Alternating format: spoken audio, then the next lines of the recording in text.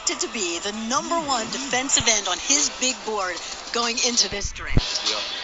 First off, why'd you do that? And then secondly, what would you like to say to Mel directly tonight?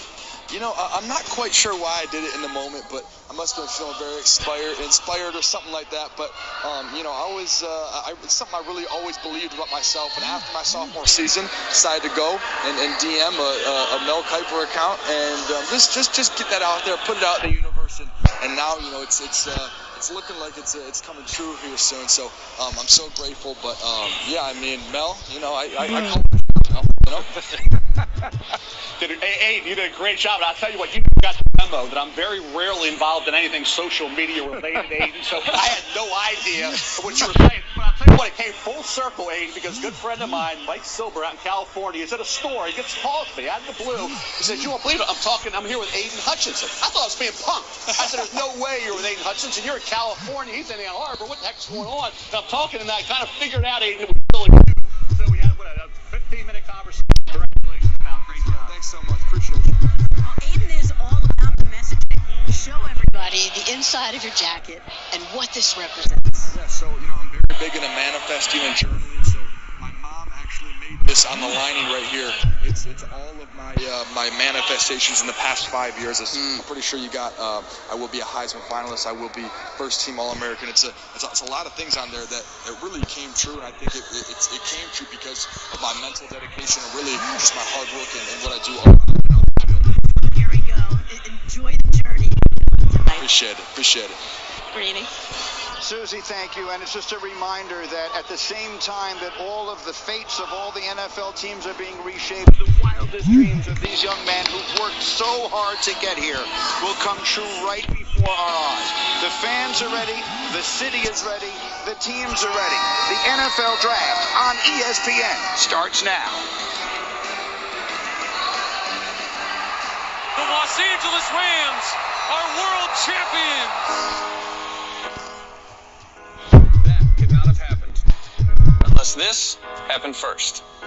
With the first pick in the 2009 NFL Draft, the Detroit Lions select Matthew Stafford. That moment meant everything to me, and it's gratifying to think it inspired others.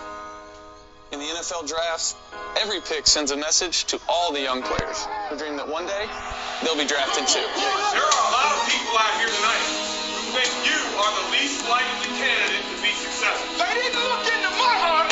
They didn't look into your heart. They didn't look into your heart. Everything we talk about, family, tradition, heart, passion, pride, discipline. That's what the game is about. That's why I love football. Whatever legacy you're going to leave, leave your legacy. You got the spotlight tonight. You have a national audience tonight. What more do you want? That message has brought us here, Las Vegas. Tonight is about hard work paying off. Welcome to the NFL Draft. Dreams coming true. Families sharing pride and joy. The call of every name spreads love for our game.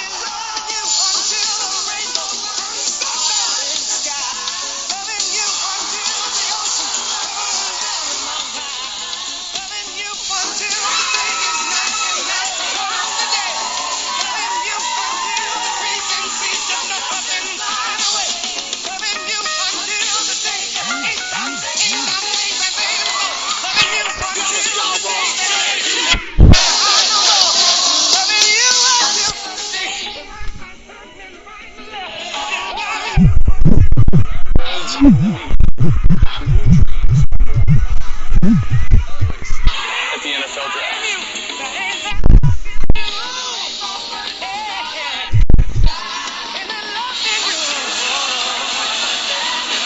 Good evening and welcome to the center of the football universe.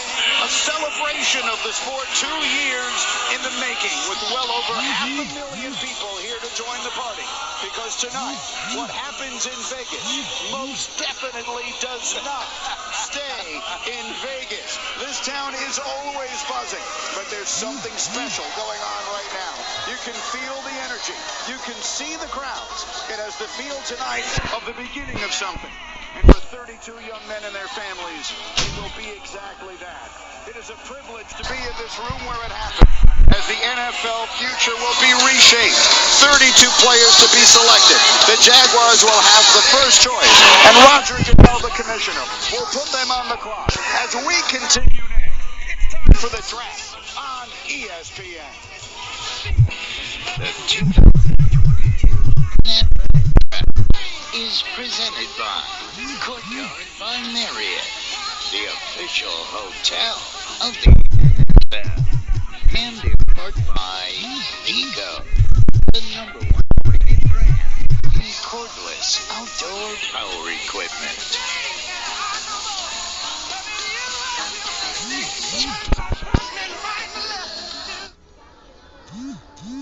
I remember the day you asked, "What now, Dad?"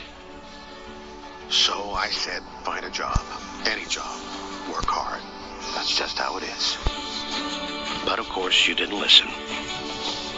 You showed me there's another way. I'm proud of you.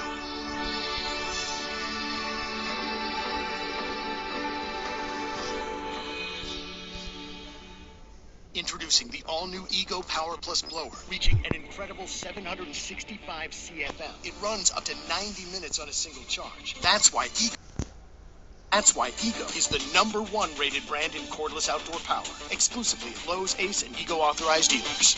Are you haunted by your cable service? Have you noticed strange, frightening fees on your monthly bill? Do you experience feelings of dread when you pass by your cable box? If the answer is yes, Who are you gonna call? DirecTV Stream. Now get $30 off over 3 months.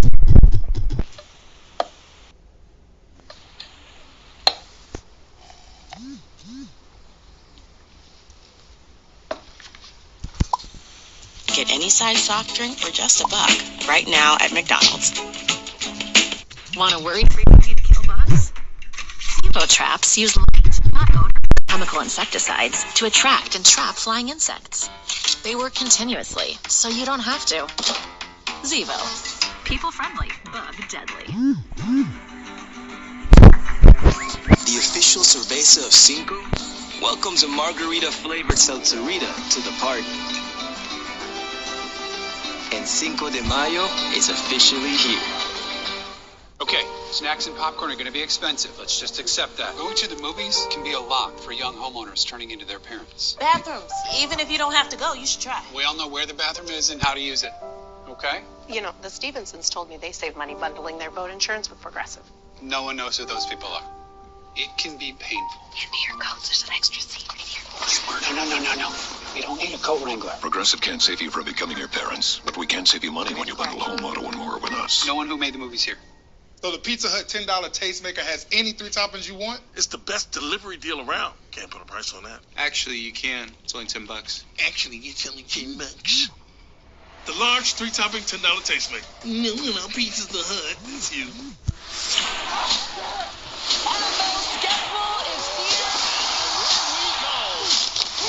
That's right. Russell Wilson has a new home. It's going to be rocking. Kidding me? Joe Burrow, Tom Brady, quarterback duel for the ages.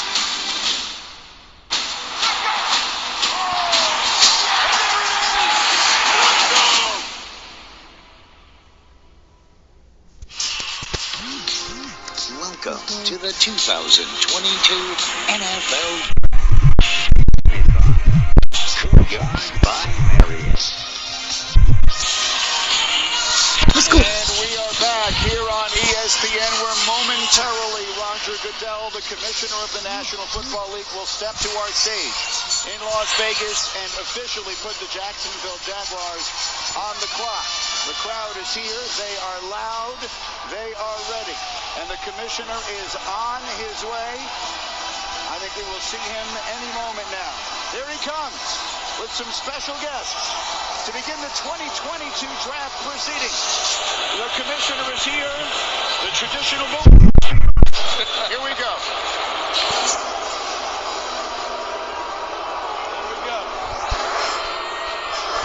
Let's go, Las Vegas!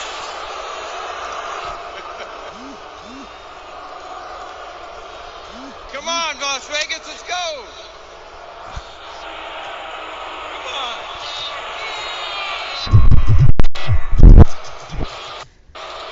Okay.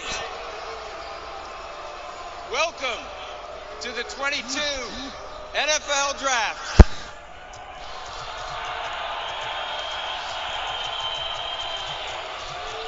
As you can see, I brought some friends here with me that you might recognize.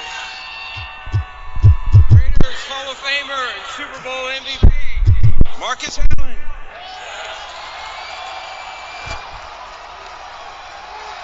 And current Raiders Pro Bowlers Derek Carr and Darren Waller.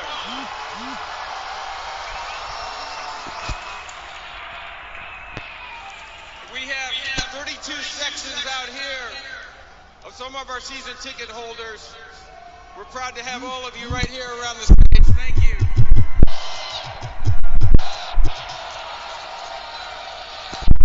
And we also have already well over 100,000 people here in Las Vegas tonight for the draft. So congratulations to you guys. Thank you for being here. And as I look around in this fan section, I see the Raider fans right here in front of me, the Raiders Nation.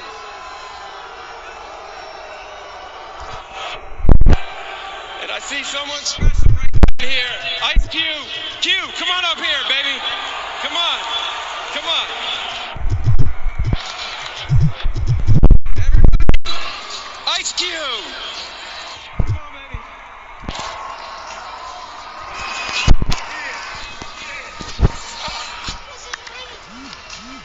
Cube, you got something to say to the Raiders fans and all the other fans here today? What's up, Las Vegas?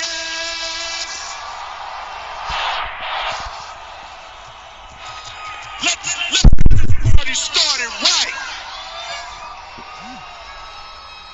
If y'all ready for this draft, let me hear you say, yeah! Yeah! Raider Nation, I love you.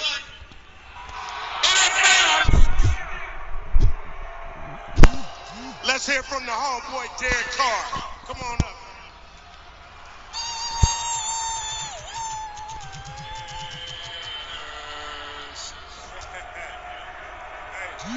This weekend is going to be awesome. Some young men's dreams are going to be fulfilled this weekend. It's just the beginning. So let's make some noise for these young guys and these teams. Welcome to our great city of Las Vegas. Thank you. All right, Las Vegas, time to get this show started. You ready? All right, here we go.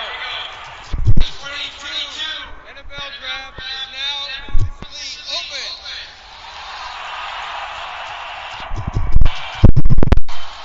The Jacksonville Jaguars are now on the clock.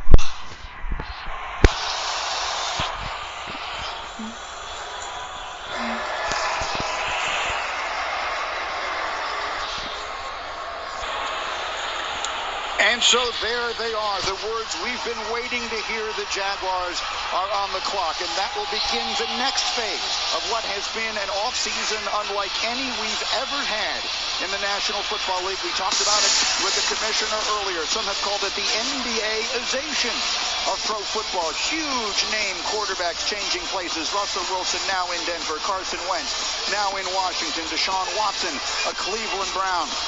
Matt Ryan in Indianapolis, and it was not just the quarterbacks, but other star players moving from one place to another. The great Devontae Adams leaving Green Bay, coming here to Las Vegas to play with his old college quarterback, and Tyreek Hill headed to sunny South Florida.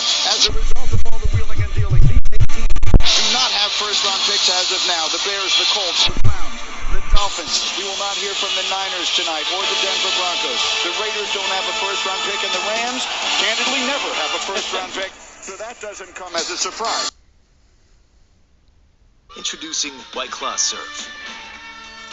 A whole new wave of White Claw.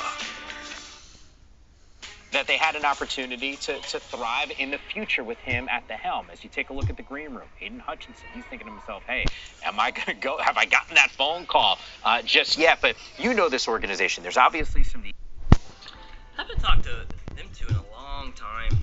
Everybody's just so busy now.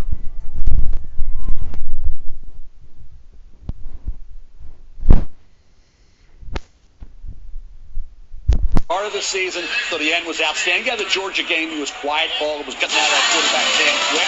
When you think about Aiden Hutchinson, that explosiveness right at the snap of the football, tremendous hand usage, which you see time and time again when you watch him. That's why he gets the best for those offensive tackles. And you think about today, he doesn't have tremendously long arms. That's what makes up for the lack of great arm length. And when you look at the motor, it never stops. The production. Let's keep this thing. I did not know Norwell retired. Wants to make their pick are still making us wait.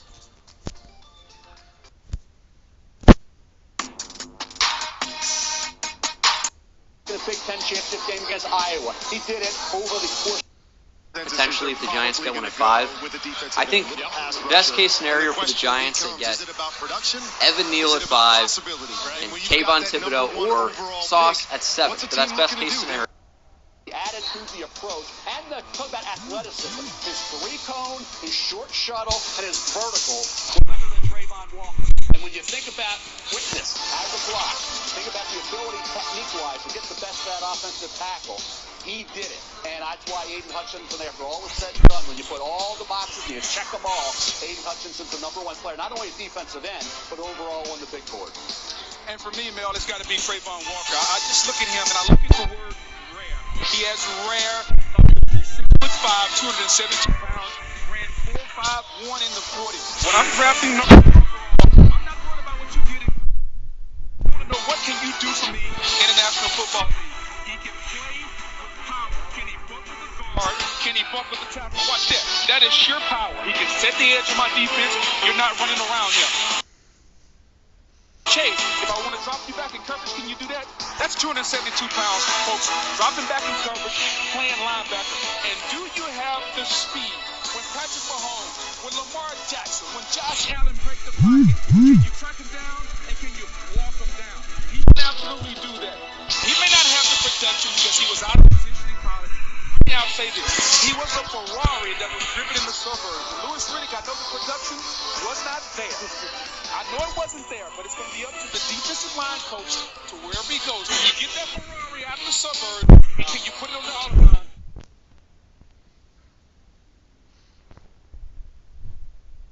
This stuff's enough. The tape versus the testing. Okay, and look, if we're talking about this in the middle of the season, if we're talking about 14, then I would say, hey, look, he probably represents from North Carolina or in the area if you want to go. They haven't played in the pros, right?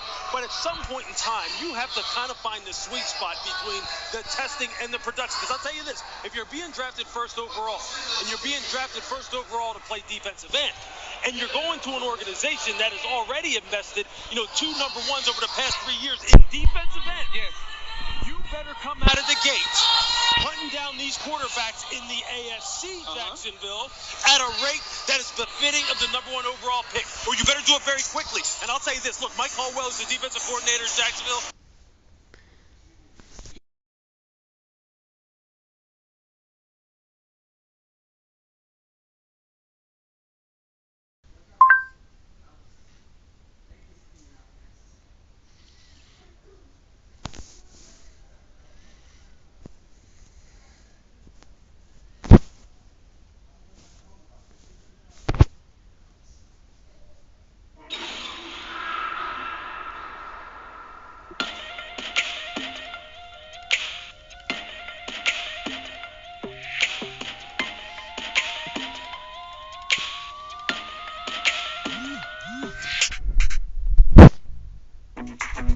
Reds is a delicious and convenient way to kick off your day.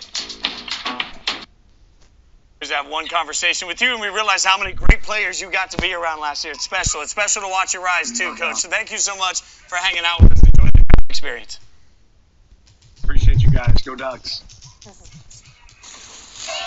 All right, you guys can see the excitement. Roger Goodell walking out. Oh, Jackson ready for the pick. Gonna see his weekend. The pick is in, the first overall pick in the draft. The Jacksonville Jaguars, because I can learn to speak.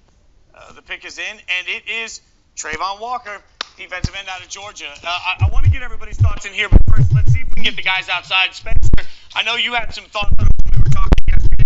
Hall and Harry Douglas are outside. What do you think? Well, listen, it doesn't really matter what I think because I am here with somebody who knows way more about the Jacksonville Jaguars. This is Antoine, correct? Hold on, Spencer. Antoine, tell us all where you're from. Yeah, where you from?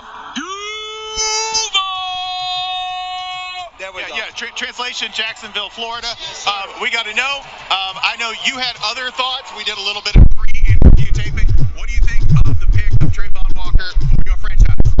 I'm hoping he's a beast, man, but honestly, I wanted Evan Neal to protect Trevor Lawrence. That's the franchise quarterback. You got to protect him. But if we went with Trayvon, I hope he's able to come in there and be that star guy that we need to rush the quarterback. Now, I got to ask you one more question. You see the Jacksonville Jaguars. You've seen what transpired last year. Doug Peterson is there. What are you expecting in 2022 from your team? Stability, man, and coach in the front office. Build some weapons around Trevor Lawrence, get the defense better, and start being a respectable, competitive team where I wear my jersey out in public. People ain't clowning me. And I love your jersey, Fred Taylor. You're representing well. Once again, y'all, this is Antoine from Fitz. Back to you. Appreciate it. By the way, I don't know if this place is pager friendly, but I do know that the Lions have already put another pick in. Like they sprinted up there. I'm not sure if it's the real Caesar's Palace. A bunch of hangover references. You come with me on this one. Flying over me. That's okay. It's not. The show isn't for us. The show is for the people watching on the interwebs, and I'm sure they're loving these. Thank you so much. Before we get to the Lions, which pick is in, Trayvon Walker. Look, it's not a franchise saver overnight, which is. Thank you so much. Before we get to the Lions, which pick is in, Trayvon Walker. Look, it's not a franchise saver overnight, which is.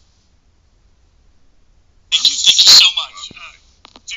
Before we get to the Lions, which pick is in, Trayvon Walker. Look, it's not a franchise saver overnight, which is. Thank you so much.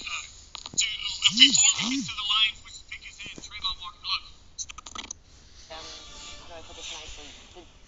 Had a different GM, perhaps? Yeah. Totally fair. Okay, totally fair. Their GM is Trent Baalke. He's made a lot of dubious decisions recently, and I think that's part of the reason why you're in Jacksonville and they're taking a home run swing. But it's like, do you really want to take a home run swing if you're Jacksonville? Like, a lot of these home run swings have gone wrong, and I think that is cause for consternation. But look, if that athleticism that we see translates into him becoming an elite edge rusher, then we'll look stupid. Does it translate though? I guess I'll ask you. Does his skill set? No. I think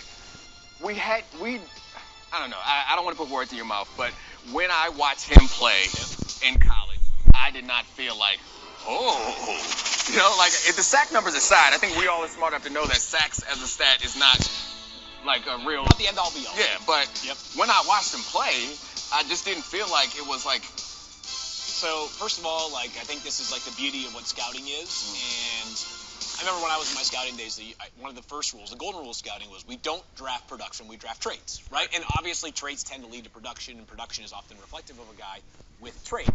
That being said, I think there is with Georgia, with Trayvon Walker, it's a massive projection. And Mina referenced it earlier, we heard from Dan Lanning, head coach, the defensive coordinator at Georgia at the time, was not asking, you may surrender 8-yard runs all the time because you're running right past the quarterback and the left tackle, but you're also getting 15 sacks in a year. So you're trying to give it another. Yeah, I'm going to have to just real quick here. The second pick has been made. Aiden Hutchinson stays home. Kid from Michigan that played at Michigan now goes to the Detroit Lions. He was on Spain and Fitz on radio with me the other day, and I asked him if he ended up getting picked second, was he ready for the number of ticket requests that were going to come in? What was interesting, though, he did say he had never paid attention to mock drafts until his friends started hitting him with it, and he would wake up every week with hundreds of texts from his friends about the mock drafts. Dominique, from a player standpoint, you want to be close to home? You want to be that close to home? I played in Baltimore City. Hundreds of texts from his friends about the mock drafts. Dominique, from a player standpoint, you want to be close to home? You want to be that close to home? I played in Baltimore City.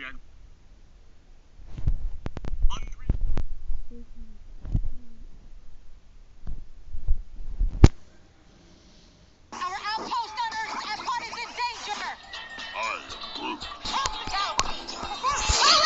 Well, you seeing this? Get to Epcot. It's Save the Galaxy time. Again.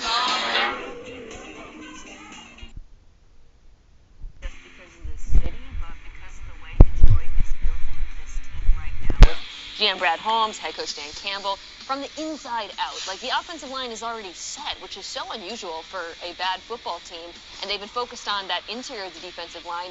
Now they have found their edge rusher. The trenches are going to become a real strength for Detroit, and I love that. I'm so happy for them. I'm thrilled for them. And, like, the dynamics of if it's being from their side or not. Like, how often do you take a point? Like, and I understand that in a different year, who knows where Hayden Hutchinson goes, but, like, you get the number 2 overall pick and you get a value play. That, to me, I think is so special and so cool. And I remember last year, all the video was released when the Lions got Penei Sewell, which came on the heels of the Dolphins trading up to take Jalen Waddle 6th. Remember the video of Dan Campbell and also their GM Brad Holmes, like, freaking out in the draft room? Give it, I don't know, 15, 20 minutes. We're going to see that video again. Because I'm doing backflips right now. This guy is... Mina mentioned earlier, like, the argument for Trayvon Walker is that he has more upside. Like, that's what people will say. Are we sure about that? Are we sure that Hayden Hutchinson doesn't have massive upside? I've been on this. You've said this all I know day. a bunch. Yeah. The dude ran the fastest 3-cone for someone his size since 2003, and we're acting like he's Rudy. It drives me nuts. Yeah, but like, is it not a little disingenuous to not acknowledge, at least like every college football show I hosted the entire fall, it was like, watch Kayvon Thibodeau, he could be the first pick in the draft. And then we get through this whole process, and it's like, no, like Aiden's actually got more, whatever. So I think that's part of where the narrative comes from, is because a lot of us coming into the season were really in love with somebody that, frankly, is now, sitting here at number 3, not at number 1. I think the two Mina was making earlier, and I think you piggyback that field, is how strong they are up front. And this is something that I think is incredibly important for winning in football, is having not just winning up front, but having something that you can depend on. And your game plan is built out from that. If you have a shutdown corner that you don't have to put double on, that you don't have to double cover on, you can put that help elsewhere. If you have a defensive line that is going to get pressure all the time, then you can play more coverage. If you have an offensive line that you know can run block and protect, like, this is important to me. It seems like it's a strategy. Like, there's a strategy here. It's not just like, hey, that guy looks good, bring him in. Yeah. They had decided, it feels clear to me that they decided when they got there that we're going to try to build inside out. I love it. And I want to say one thing about Thibodeau. I still love him, and I still would have been happy if, I would have agreed with him going 1 or 2 overall. Now feels like 9 is a good spot for him. I'm throwing that out totally randomly. The 9th pick, Thibodeau, just seems like an ideal destination. Hold on. Who's at 9? I don't even know. It just feels right. It feels like, the people were painting, and you never know. You have the pick. Hold on. Who's at 9? I know. Range off the side for Kayvon Thibodeau is as high as 2 and as rare as 9. So I think there's a chance that he falls somewhere in these next 6 picks. It looks like the pick is in for the Texans, as Field alluded to. By the way, Dominique, we'll get back to your theory on building teams, because I think the Bengals sort of set up yours to that this year and got to a Super Bowl. Like, I'm not sure that's sustainable, but the Texans pick now, and obviously Deshaun Watson in that situation was going to be really difficult for Houston to handle, to figure out how to get through that situation in general. That the navigation of those waters are not something I think anybody had a textbook on what to do. But the Texans might be the team in the draft that has the most needs across the board. I mean, you can just basically say, hey, whoever they've decided the best player available is who they should take at this point, because they have needs essentially everywhere. We're waiting for Roger Goodell to get across the stage, and he is there now. And, it seems like the Vegas crowd not booing him as much as we're used to. So, I thought that maybe he neutralized it by leaning in, because he started, rooting for the booze. That was a smart move. And then you're like, wow. Dominique Foxworth is happy. Yes! Derek Stingley Jr. Get him out of there. Well, I don't know if I can celebrate that for him. Talk, go. Yeah, I mean, going there is a tough place to be, but I'm happy that people came to their senses. I do love Sauce Gardner, but I think Derek Stingley is definitely better, and he's a cornerstone that you can build around the most important position. Let me get outside, too, because I know Harry Douglas Harry Douglas has had a lot of thoughts on Stingley and no, sorry, we're not going outside. Never mind. This is what's wild. Let's talk about We're going to talk more Derek Stingley. Continue. So, man coverage. You have to play man coverage in professional football. Derek Stingley and the LSU Tigers, all they play is pretty much like 70% of the time is single high man coverage, and it's in the SEC. So again, comparing him to the other corners in the draft, Sauce Gardner played against some good receivers every now and then. Derek Stingley every day in practice was going against the best receivers in the NFL. And then when he wasn't doing that, he's playing against the receivers at Alabama. And not only holding his own, but shutting them down as an 18-year-old. And I think there is a way to explain away why his seasons didn't go as well as they should have his sophomore and junior year. But I don't need that explanation. Because if someone walks onto campus, not as a redshirt freshman, as a true freshman, he took his tuxedo off from the prom and put on an LSU jersey and was the best corner in all of football in the SEC. That man is going to be an impactful player in the NFL for years to come. If you can get him at 3, you're lucky. I wonder how his prom day felt about that. Really? Like, by the way, I know, listen, Derek Stingley thinks he could play in any scheme and we would be excited about it. But think about the match here, right, with Houston. What's one thing they have lacked so last year? Corners are going to be essential, right? He's been coaching football for 30 years, and he's always needed cornerbacks that are comparable to Derek Stingley. He said this, like, I don't know, maybe a month ago. We need more corners. I don't know if he was tipping his hand at that point or not, but great match here for Derek Stingley and the Houston Texans. Me and I talked about this in our podcast once, and all of a sudden we're like the defenders of the Texans process here. We all we said was like, hey, we like that the Texans now, they're self-aware. Yeah. They're not trying to be desperate for a quarterback. They're rebuilding. They're ripping the Band-Aid. And there was a headline about ESPN analysts don't hate the Texans for once. That's amazing. So we are the official Texans. But we got a lot more time over the next couple of days here. But like, I truly like what they are doing in Houston, and this is the first like real investment that Nick Caserio has been able to make since their GM. The thing about the Texans is when your roster's that barren, you need cornerstones. This kid is a cornerstone. He is, as long as he's healthy, he is the dude who defines your franchise for the next 10 years. Just real quick, if it's okay, Fitz, so I know the pick will be in soon here, is one thing to keep in mind, and I should have mentioned this earlier, one of the themes of this year's draft is there are so many older prospects in this year's draft. Because of the fact that we had a COVID year and the fact that guys got extra eligibility, we're going to have players.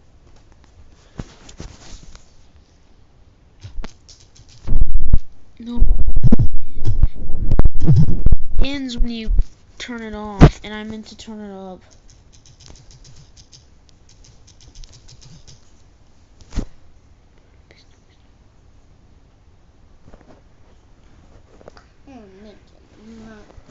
Twitch. I like your brain up. Players go in this first round. They're 23, 24, almost years old. Derek Stingley is Dom was telling us earlier, like, was 18 when he walked onto campus? Like, the fact that you've got a guy who's 21 and can be, like he's going to get a second contract at 25. You got guys who are going to get drafted at 25. Yeah. I just love the youth movement for Houston. I want to get the thoughts from the guys outside. Harry, Douglas, Spencer, Hall, you're out there. Harry, what do you guys think on this Derek Stingley Jr. pick? I was holding it back, but I'm going to let him has to hold me back because I'm upset because a cornerback had taken before a wide receiver. So, Dominique, you know what? You win this first one-on-one matchup, but there are going to be more to come. But Derek Stingley Jr. is a young man I like a lot because the intangibles that he has. Dominic, you know this. A corner has to be able to turn his head, locate the football, not only locate the football, not bat it down, but intercept it. Right? Give the offense another possession. That's one thing I learned from Asante Samuel. You can't make money, son, if you can't catch the football. That's what he used to tell the young corners. What you got, Spencer? Hey, I got to Riverside you here because, like, I'm with Dominique. Just take the dude. He's incredible. I think he's actually ahead of the curve because he got senioritis as a sophomore. That's how far ahead of the curve he is as a player. That he got tired of college faster than you're supposed to. Additionally, last 2 draft picks, great strat because franchises saving money on moving expenses, right? Not far for Stingley to go to the Texans, not far for Hutchinson to go to the Lions. So, next level thinking on both franchises' parts. Well done, y'all. Art, as always, we'll keep checking in with the guys outside. The Jets pick is in, so the Jets have 2 picks obviously coming up. This is a key moment for them. Mina, any thoughts on where they should go?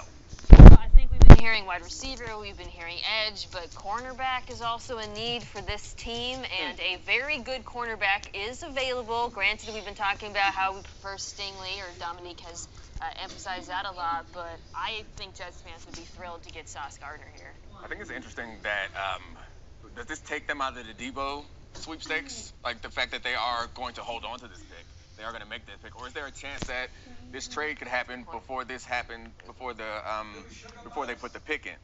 But I mean, all that aside, I think the Sauce Gardner is the right decision right here. So I can go up 2 on Harry Douglas before I end up inevitably losing, because there are a lot more good receivers in this draft than there are good cornerbacks. But that's what I like there. You take that guy, another guy who's really shown the ability to play well. He's not Derek Stingley, but he's a Pro Bowl level. He never gave up a touchdown. Like that's he might be right there. It's amazing to me. How about this though? Like you ever like want to like do like a hard trivia, like the last trivia question at a bar is like have someone name the Jets' top 4 cornerbacks, and like you have to find somebody who like literally has like a gangrene tattoo on their across their back, because it is so thin, right? Love so this challenge. I know. Well, they signed the Seahawks this offseason, so that's probably one you can think of. The kid from Virginia. They did Bryce Hall. Bryce Hall. Yeah. Okay. The kid from Virginia. So this is what we're gonna do. Joker. We're gonna just try to name corners Lamar that no one Jackson, knows. the corner, is no longer on the roster. Yeah. Oh yeah, DJ Reed is this. DJ Reed, yeah. I mean, it's Brandon Eichels, like it's a very 6th-round pick last year who played pretty well for them, but still the point is that like this is as thin as it gets in terms of, I mean, one of the thinnest cornerback rooms in the NFL. I personally would not be surprised by an offensive tackle, only because there's been so much discussion about whether Mekhi Becton's going to be a part of their future or not. Ike Ekwonu, it seems like the pick is in, so I'll turn it over to Roger. Roger's not ready yet. Yeah, Roger's not ready. He's not even standing at the podium. Okay. Roger's gonna saunter out. Yeah, I should have mentioned Ike Ekwonu also being another contender. I mentioned Sauce Gardner, but feel that's true. We'll find out. Sounds like they are making the pick. Fast picks, man. Yeah, I know. Everybody's flying. Keep it moving. There we go. Sauce Gardner. Thank you. Comes off the board. And look, and there has to be a conversation too, like to the point that the Jets can address offensive line if they want to in a few picks. Like the way the board's playing out right now, there's a staggering difference between the drop off at corner and the offensive lineman that's still available. So I think this makes a lot of sense from that strategy. So I want to just round back to the Mekhi Becton comment that we made earlier. If you're Mekhi Becton, and we'll see what happens at pick 10, because the Jets, do still have pick 10. This is a moment for you. And I get it. People are, he's been hurt, and he's got some defenders. But the bottom line is that when you are discussing, when your coach and your GM are discussing your future already, and I'm not saying they're saying he's not going to be there, but when they're not calling you out, your name has been discussed by many people, though, about, like, what does it look like? The fact that we're discussing a 4th overall pick being a left tackle, and they obviously didn't go that direction. But to me, you're not quite on notice, but I think it's worth mentioning. Also a pick who looked really good at the beginning of his career. It makes it all more frustrating. Just on Sauce to the Jets, defensive coordinator is, of course, Robert Saleh. Sauce, in many ways, has reminded me a little bit of a throwback to the Legion of Boom. You know, he's very physical, a little bit grabby, gets his hand. He's notorious for his press man coverage. So thinking about Saleh and how he would deploy him, it just makes a ton of sense. Yeah, he's a long, athletic guy. He's kind of a late bloomer as far as being recruited was concerned, which is, I think, probably why he ended up at Cincinnati. And I think the solid defense, going back to San Francisco, is a lot of zone. Like, it's not all this press man stuff. Well, it is press, but it's not the man coverage stuff that you would expect from a Derek Stingley type. So I think this works well as far as before he was there, he was with Seattle, so that hence the Legion of Boom connection. And he went to San Francisco and brought Richard Sherman. Like, there's definitely a through line here. And just this team heavy on the offense. I think about Wilson and Ollie Vera Tucker, Michael Carter eventually as well. Like, a little bit of balance here for the defense. This could be a defense-heavy draft, not exclusively defense for the Jets. Last thing I'll just say, and we've talked about this already, the value of these wide receivers. When you think about this division they play in right now, and you've got 2 of the best wide receivers in the NFL, Tyreek Hill and Stephon Diggs. You can't plan only for your division when you're building a roster, but we are mindful of the fact that not only are wide receivers becoming more valuable year over year over year, Nita pointed to the pipeline. I mean, and also, like, it's not going to slow down anytime soon. Like, we keep talking about these historic draft classes of wide receivers, and now it's like 3 straight years after this draft class of wide receivers. Well, and I had stats, and go back and look it up last month, and if you look at the production for 1,000-yard seasons for wide receivers drafted in the first and second rounds over the course of the last 10 years, there's not a massive split. Like, there are almost as many round picks that can do that. Yeah. The Jets are going to be able to pick up wide receivers. Like, this is a particularly deep draft for wide receivers. To Fields' point, we say that every year. Yeah. So if you're the Jets, you be patient. You let it play. You let it play out. You get the best corner that's on the board for you at the time, and you let wide receiver come to you whenever you want that to be later in the draft. I think that strategy makes sense. And they still could be in the hunt for Debo Samuel. Like, that's not out of it yet. What do you think it's going to take to, like, for me to hit puberty and for Debo to, I mean, it feels like that it's going to take a lot, right? A lot, because San Francisco has I mean, they've got a lot of leverage here over Debo Samuel. He's obviously got the remaining year on his rookie deal, but if he sits out camp, then he's a restricted free agent the following year, so it's not... Like, all these holdouts, I feel like we pretend like they're all equivalent and these players can have all the power, but it really comes down to also the team and whether they might be extra motivated to keep him. Did Sauce go the wrong way or something? Why was he running? I think he got lost in it. Got lost. Look, it is a little crazy. That doesn't bode well. I got lost in the topiary maze. Like, so, are we going to comment on how icy he was? Like, he was just dripping with the sauce. And it was real, too, not like Harry Douglas. Like, Harry Douglas got them Claire's earrings going on like that. Like Harry's proud of his value. I'm proud of that value for him also. Like, didn't Chad Johnson teach us all that once you got the money, you go ahead and get the cubics because people assume that they're real.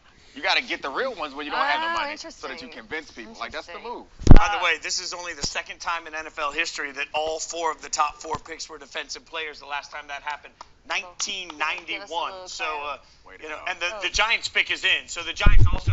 Interesting, a couple of people I talked to earlier today said that the Giants were split organizationally on one Kayvon Thibodeau, that some people love him and some people thought he was too goofy and immature. Nine is the right spot for Thibodeau. And if you're the Giants and you want an offensive lineman, why not wait? You got the whole... Well, I think it depends on which offensive lineman they want. So the Giants' offensive line, really left tackle is the only position you feel extremely confident about with Andrew Thomas, who's really come on. So I think you look at the guys who are available, Neal, who's played on the right side, Ike Ekwonu, you'd ask, do we want him at guard or to push him out, and then Charles Cross, left tackle. Field, of those players, are there any that you think make sense for New York? I think all the tackles make sense, and I will say this, like, I'm impressed with the resolve that we saw from Andrew Thomas last year. Yes. He was a disaster as a rookie, 100%. and it's hard, especially in that market, to sort of bounce back when you are being labeled a bust from basically the moment you take the field. I thought he was much improved last year. I don't think you can ever have enough good offensive linemen. We discussed that earlier in the context of the Jaguars and potentially taking a tackle, even with Cam Robinson signed up long term.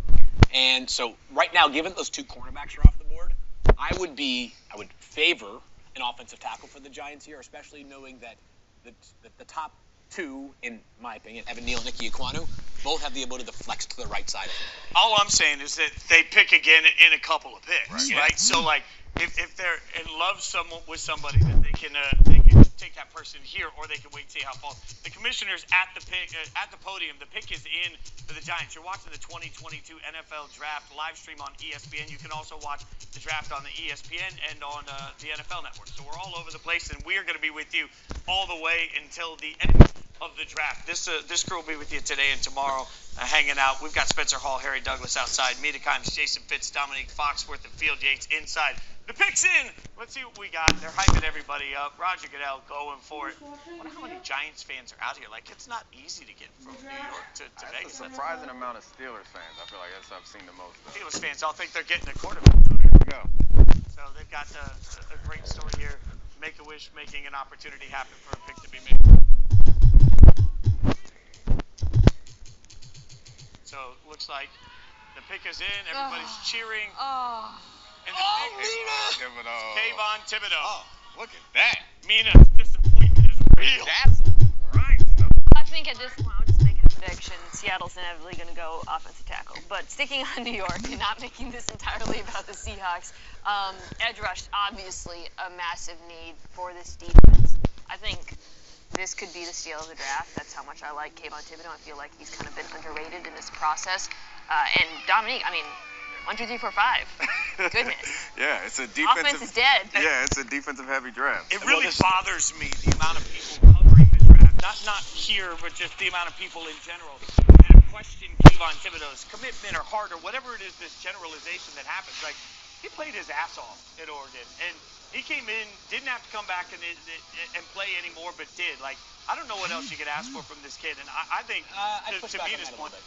Go ahead, push back. Because I think that is one of the things that has been brought under scrutiny is that there were times he did not play his butt off. And listen, I understand that people get frustrated. They think things are created narratives. I'm just telling, like, scouts are not saying these things just because they want to make them up. Like, they have as Amin already said this before the show, like, the Pac-12 championship game was the game in which scouts had pointed to and said, like, God handed him the business, and he faded in that game. And that's like, listen, he's a college kid, like these things happen. But go ahead. No, I want to throw it. I think these are two separate things. One thing is that he has interests outside of football. He's a quirky personality, which I think you believe is overblown.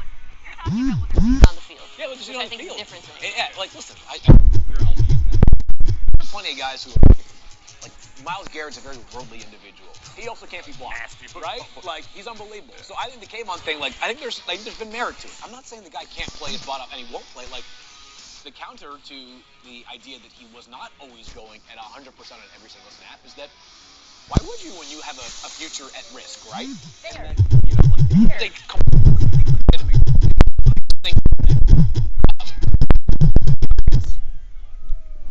they have land unbelievable value at pick number 5. Even he needs to just turn on the gears, which you play for Wink Martindale, you want to talk about a guy that's going to fire you up? And Dom can speak to Oh, God, it's Wink. Like, I love it so much for them. The most important thing that I just want to make sure we didn't miss this part of the analysis. It appeared that Kayvon and Roger had a choreographed handshake that Roger flunked. Oh, It looked like Roger went left. He was supposed to go right. Brutal. Kayvon, it was. I don't know how I feel about the future of the league. They're going to be in the hands of a man who cannot execute a choreographed handshake under pressure. Well, let's see what the guys outside think. Number 1, of course, Spencer Hall, Harry Douglas. What do you think of the pick? And also, Haley's comment. Is that coming today? Do we know? Another hangover reference. You know, they're not fun if you point them out. Well, I have to for Mina. Go ahead, guys. Oh. Well, listen, I got things to say about Kayvon Thibodeau, and it's this, that we might be looking at a Jadeveon Clowney type situation where this was somebody who got a lot of hype early on, believed it in full, I think for good reason. And yeah, why fully lay your future on the line in college when you know you have pro money coming down the road? I don't think that was necessarily an overt decision on his part, but subconsciously it's got to eat at you. Additionally, if everyone knows you're Kayvon Thibodeau, they're going to be coming after you all day long with everything they have, especially when you don't have a whole lot else on that defense to take the focus away from you. So I think this is a great pick, man. New York looking smart. Like, that is a new thing this draft. By the way, Harry, wait, can we get Harry some sunglasses? Can somebody over here? Anybody out here Yeah, have sunglasses? Thank we you, got sir. All right, excellent. That was totally unchoreographed and spontaneous. I have my sunglasses. The sun is shining directly in my eyes. Now I can actually see the camera. I can see y'all. Back to you, Vince. That was the analysis we needed from the guys. We got a Men in Black remake coming. Is that what it is? I feel like with the glasses, we got something. I would watch that movie. You'd watch the two of them in another Men in Black? Absolutely. Or a buddy cop. Strong buddy comedy potential there. I mean, the sunglasses is what got me. When Harry put the sunglasses on. I just want to jump in to explain why I like Kayvon Thibodeau, because I kind of jumped to talking about the questions, the narratives, or whatever. I think of the top 3 edge rushers in the class, he has the best first step, frankly, and the best bend. And those are 2 qualities that are so significant to becoming, an elite edge rusher in the NFL. That still working on the pass rush repertoire. He's not worth a Hutchinson. I would say more advanced than a Walker, but just those 2 traits alone are why I think he has the potential to be, all-pro. And this draft so far, what I think is amazing listening to you guys talk, 2nd overall pick, man, maybe that was a value. 3rd overall pick, holy cow, what a home run. 4th overall pick, man, this makes a lot of sense. Like, we are watching, let's take the Jags, and let's take that 1st overall pick off for a second, and look at the rest of what we've seen. like there's a real consensus that teams are nailing this thing. Well, let's enjoy these moments now, because in about, I don't know, 10 or 12 picks, it's going to be like, oh my God, that guy 12th, 16th overall. That's just the reality of this draft, is that, this is not a draft where we're going to see, like in previous years, it's like, the guys you get from 26 to 40 are as good as 10 to 20. That's not this draft. Well, and the pick is in for the Panthers, by the way, which I think raises one of the more interesting questions of the entire. Like, what do you do if you're Matt Rule and you are essentially coaching for your job? Not a quarterback. But that's the real question. You don't.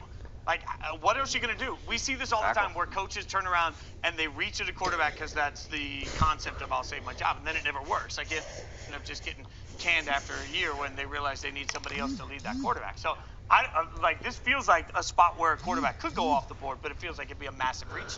Yeah, it's the first spot that quarterback could go off the board. I don't think it will. I think they'll go tackle here. Like, I think that's where the best tackle sitting there waiting for you. Yeah, that's where the best value is. This left tackle has been a freaking revolving door for this football team. By the way, if you get Evan Neal, which play with guard if things don't go well at left tackle, play Charles Cross. He pass protected on over 80% of his snaps last year. You take Ike Ekwonu, a beast from NC State. He's from Charlotte. Like, he's in the backyard. This would be the second pick of a player that would go to his hometown team. So because of all these, we'll probably end up going with the quarterback instead. They won't. It's really easy to not overthink this one. Go with the pass protector, not the passer. Which one do you like?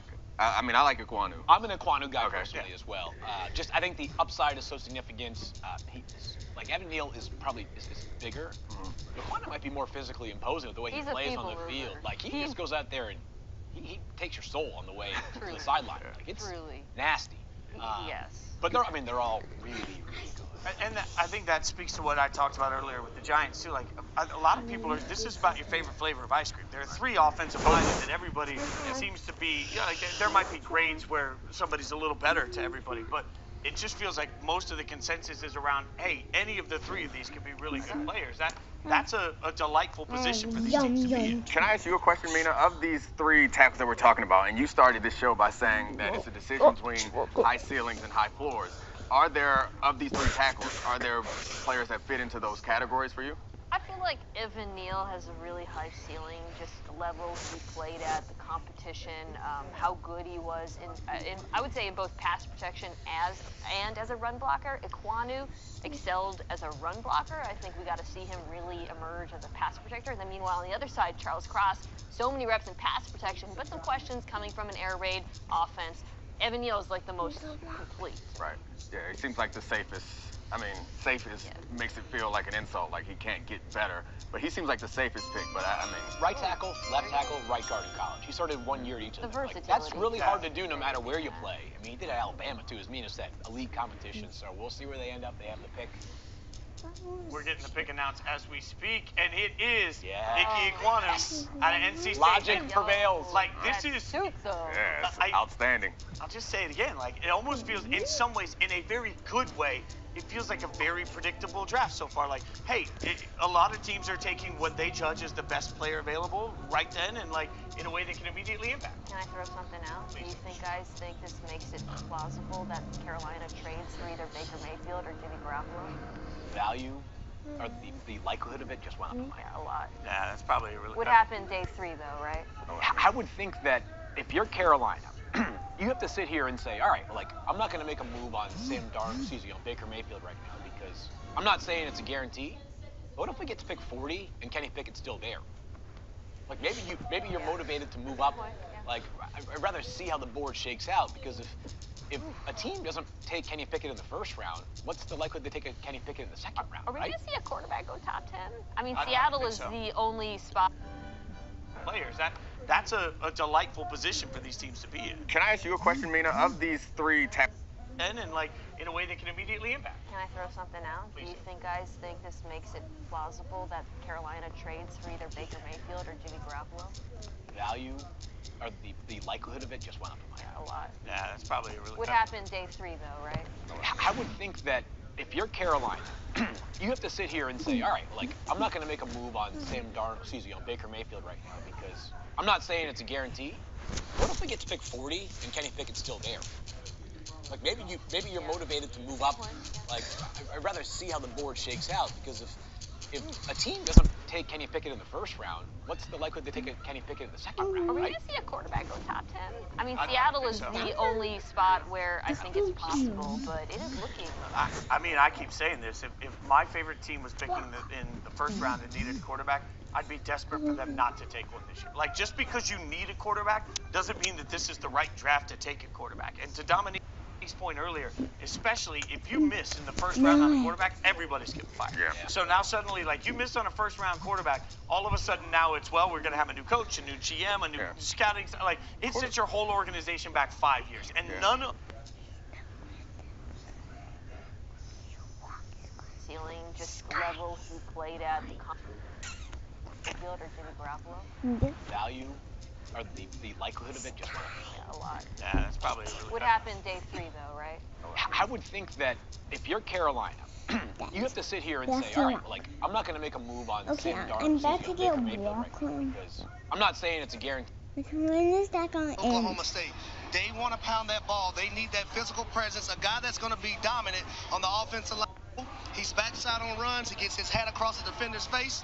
I like the physicality. Like, the only knocks on his game from a lot of people were saying, there's little fidgety things, some technique things when it comes to pass blocking. Congratulations. Right now, Carolina doesn't have a quarterback. Not an issue, y'all. Not an issue. Just get a big old left tackle and start plowing people down. So, yeah. Ooh, spooky. I'm seeing ghosts. Ooh. Back to y'all. Having too much fun out there. You're watching the 2022 NFL Draft live stream on ESPN. Mina Kimes, Dominique Foxworth, Field Yates. I'm Jason Fitz. Harry Douglas, Spencer Hall are outside. We're going to be with you for all of the picks. Speaking of the picks, the Giants pick is in. And I don't know, y'all. Like, I just keep looking at this thinking, what an opportunity for them. They get somebody in Kayvon Thibodeau that they have to believe is an incredible edge rusher. And now they're sitting here with a bevy of options on the offensive line. So. They are. I mean, there's still 2 great tackles left over. And we talked about the dynamic with Andrew Thomas earlier. I wonder if you'd be inclined to take Evan Neal here only because you know he can hang at right tackle. Like, you already know that. You did it for a year.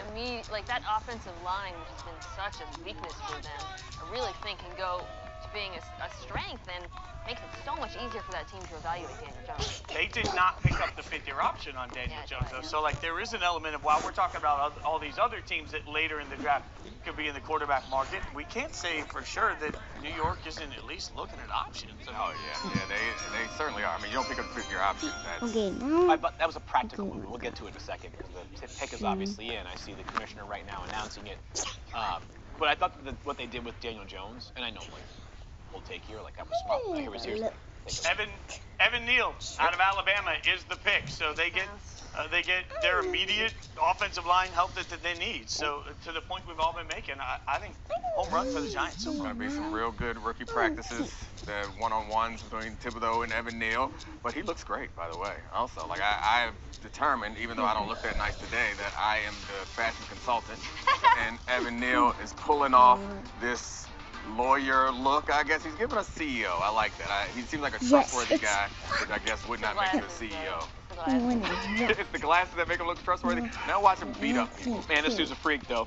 Yeah. Like, he's moving people around right here, but 6'7", right? 6'7". He does.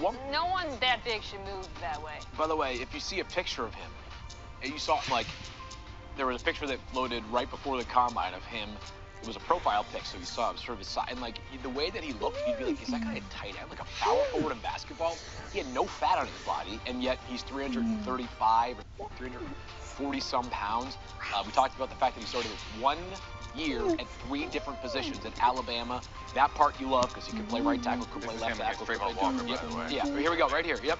Not that one. It was the one before that. But high leverage, high stakes games all the time when you play at Alabama. And for the Giants, like, they have checked off their, and I know this is sort of part of the draft, right? Check off needs also with value. Like, they checked off needs and value right here, like, in a pretty, like, both of these players went commensurate with their ability, and both of them fill arguably the Giants' 2 biggest needs. Yeah, and we've been harsh on the Giants before the draft. This is right now they're hitting on all cylinders.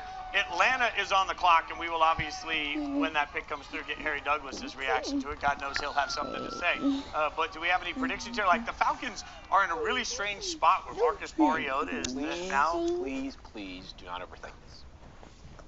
What does that mean? Which Phil? wide receiver? Explain what that means. Which wide receiver that is returning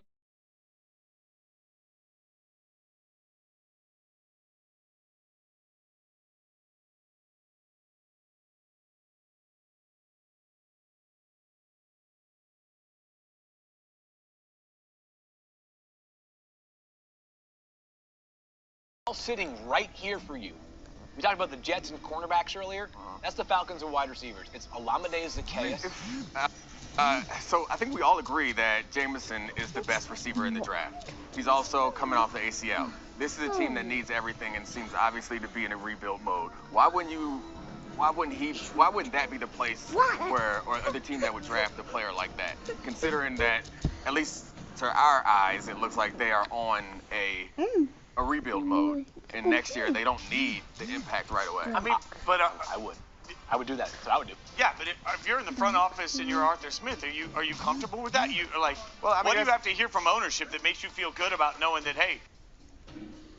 Yeah, but if you're in the front office and you're Arthur Smith, are you comfortable with that? You are like, well, I mean, what do you have to hear from ownership that makes you feel good about knowing that, hey?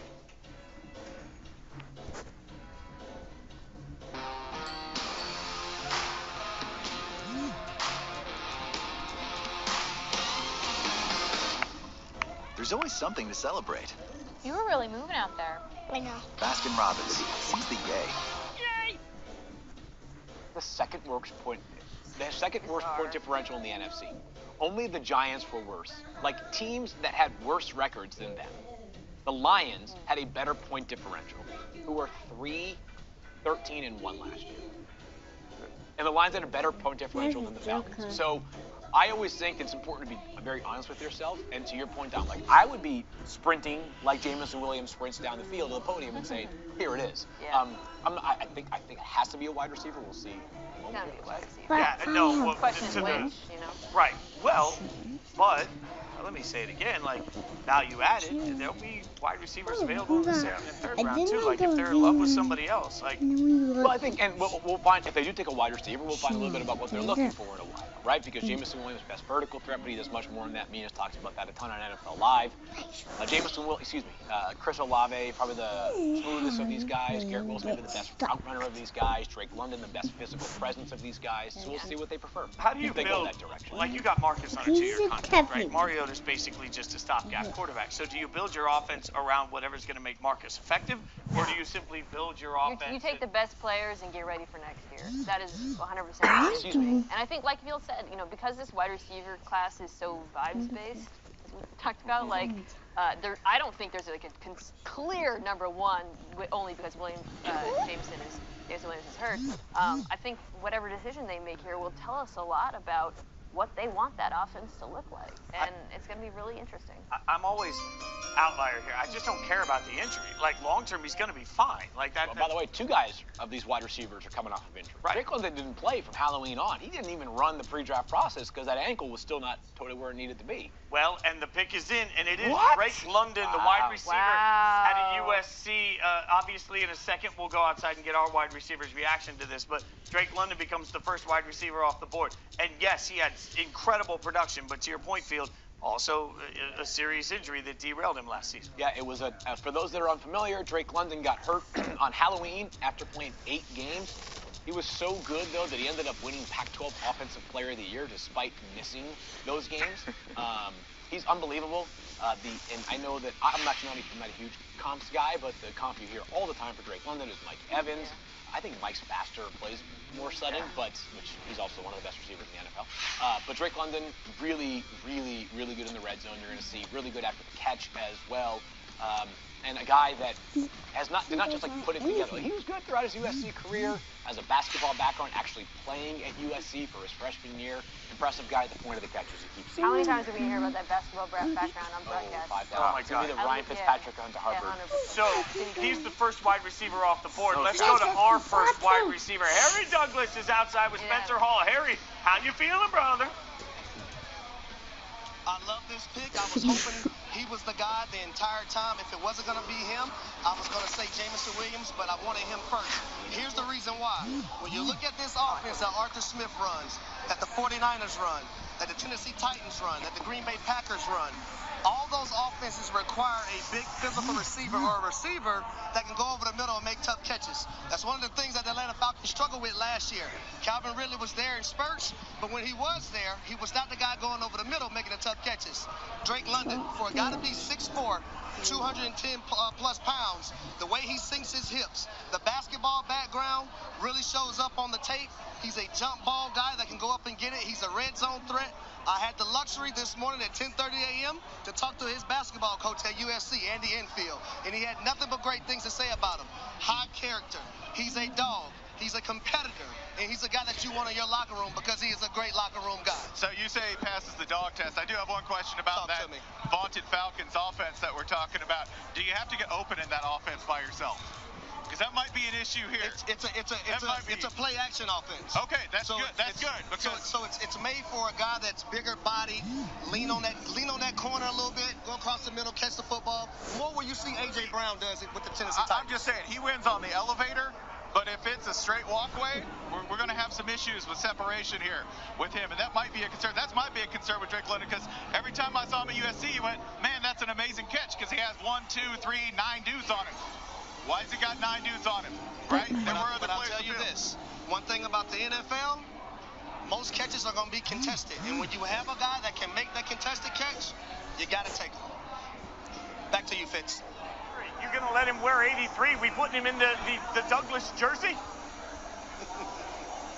If he wants to wear 83, he can have 83. He has my approval.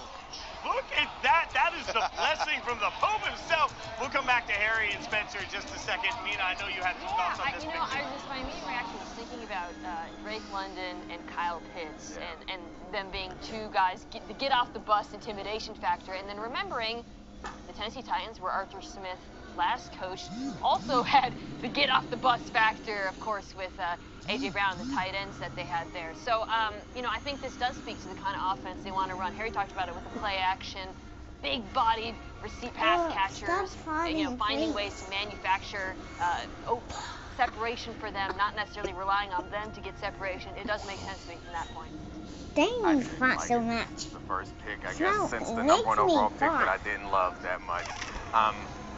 And I think chasing what you did before could get you in trouble. You may not be able to create that. I think you build an offense around the players, the best players that you have, rather than trying to recreate an offense with players that aren't quite. Because this isn't A.J. Brown, guys. Like, I've watched A.J. Brown play in college, and I watched Drake London play in college. And I think Spencer was more tactfully than me making this same point.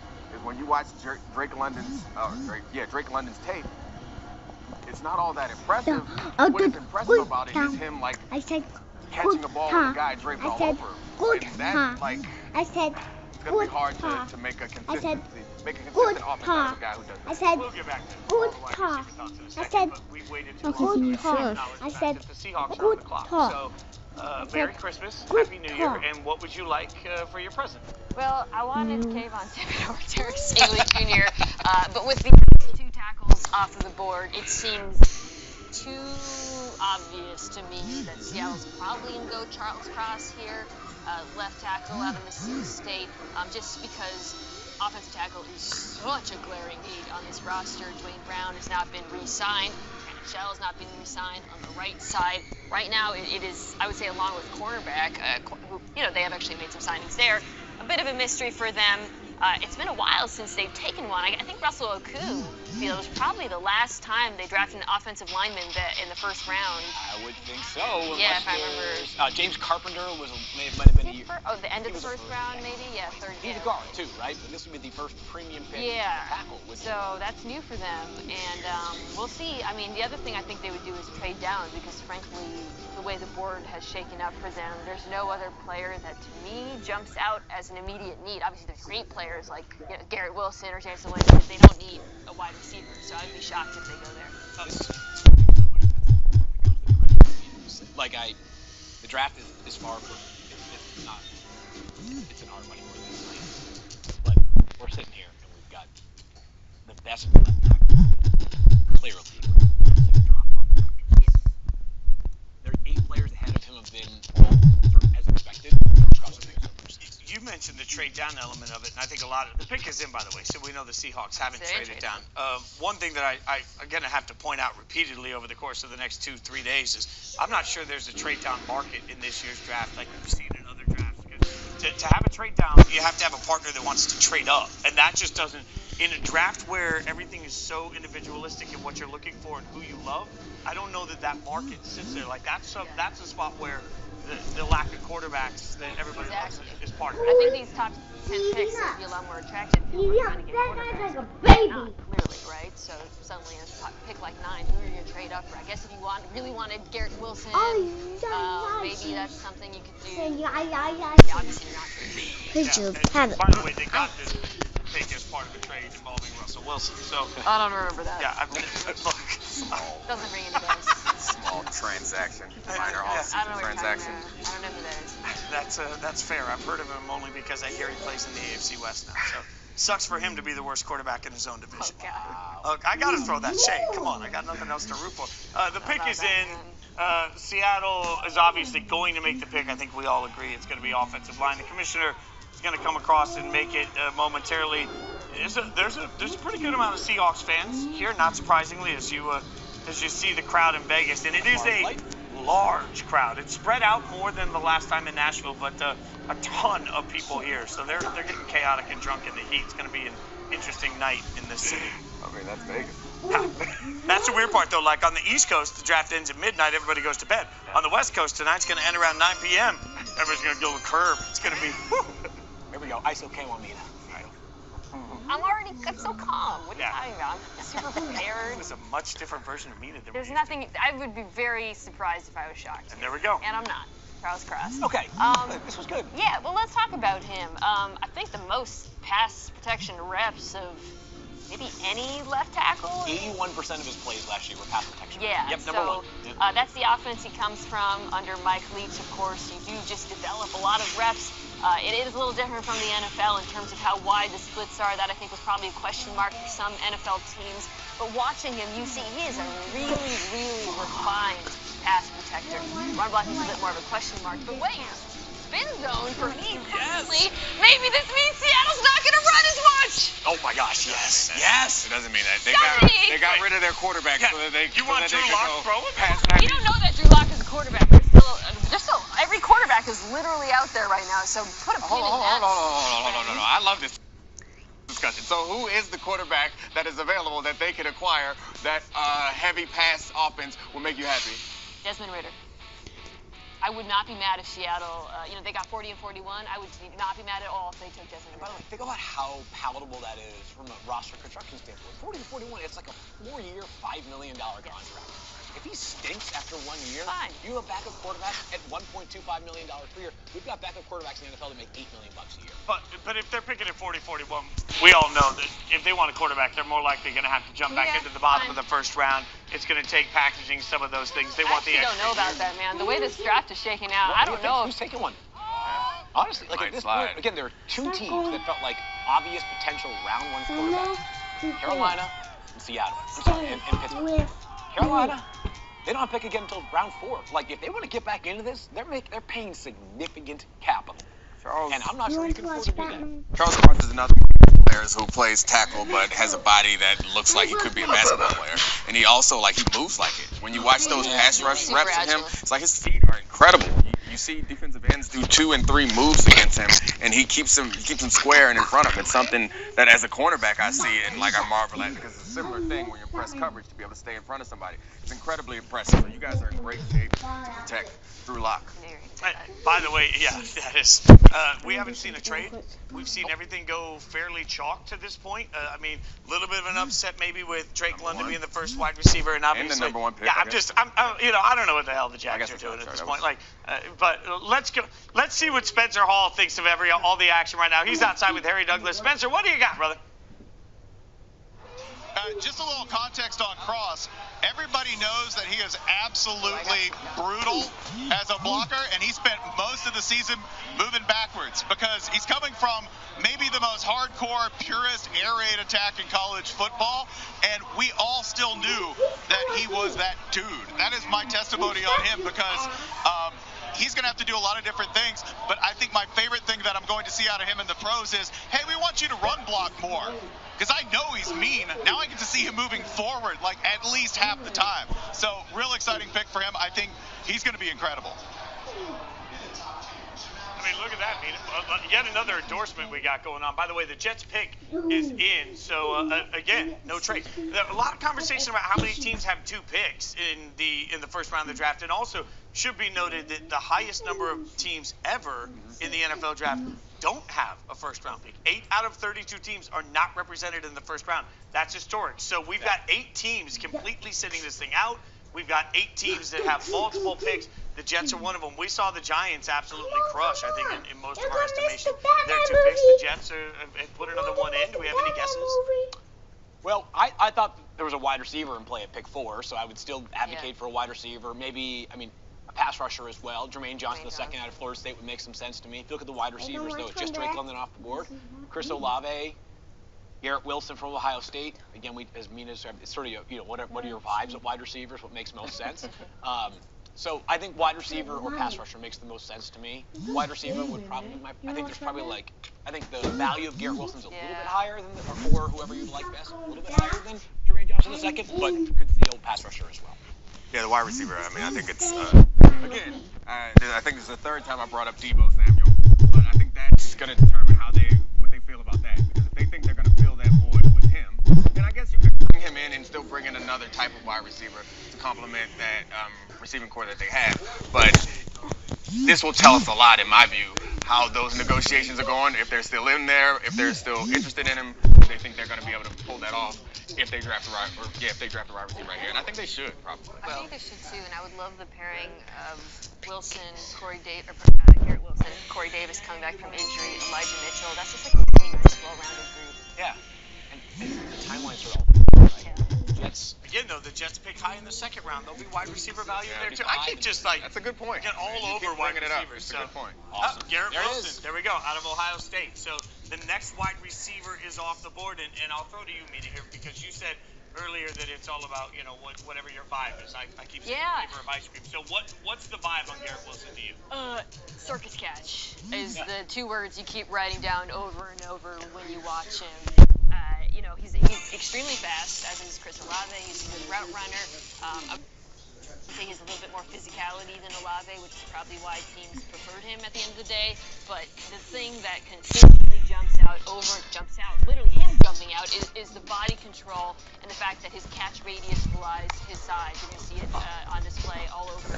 And he's the kind of guy where you can count on him to win at the line of scrimmage, win at the intermediate and deep levels, and then win in the end zone. Just a really good fit for that offense. When I see a wide receiver go, it makes me think we need to talk more wide receiver. Harry Douglas, what do you think? Well, when I think about Garrett Wilson, the first thing I say is body control. Fitz, I don't know if you remember 2019, the semifinals game, Ohio State against Clemson, where Garrett Wilson went and climbed that ladder and took that football off of that DB's helmet. Right then and there, I said, oh my gosh. And here we are now. He's also a guy that can do it in the return game. But I love when he runs his routes. He's a floater. I'm not going to say he's a great route runner, but he's a good one. And he glides and he floats when he runs. He's explosive play waiting to happen. And that's all I got on Garrett Wilson. Spencer, what about you? Just one thing. It's astonishing that 4 guys from the same room will end up getting taken in the first round of the NFL draft. 3 in this draft if you count Jameson Williams. And Ohio State fans, go ahead and count them. I know you will. Right? National title for you. Take a victory lap, okay? Because he couldn't get on the field at Alabama and then had to go at Ohio State, and then had to go to Alabama in order to get his yards. And Wilson and likely Olave later. That is bonkers. Back to y'all. So let me ask you this, Field. How does Garrett Wilson make Zach Wilson better? Well, he's already going to be, I think he's got a chance to be the best route runner. They have a little bit of balance. They've got slot receiver Elijah Moore. Probably will play the slot this year as opposed to last year when he's playing a lot more on the perimeter because Jamison Crowder. Mina talked about, everybody's talking about sort of how he's a body control player, good in the red zone. Big question with Garrett Wilson, I love the player, is just if he gets bodied up at the line of scrimmage, how's he going to handle that press? We have our first trade of the NFL draft. How about that? The Orleans Saints are up. Saints. There we go. Yes. That's a quarterback trade, right? With the Washington Commanders.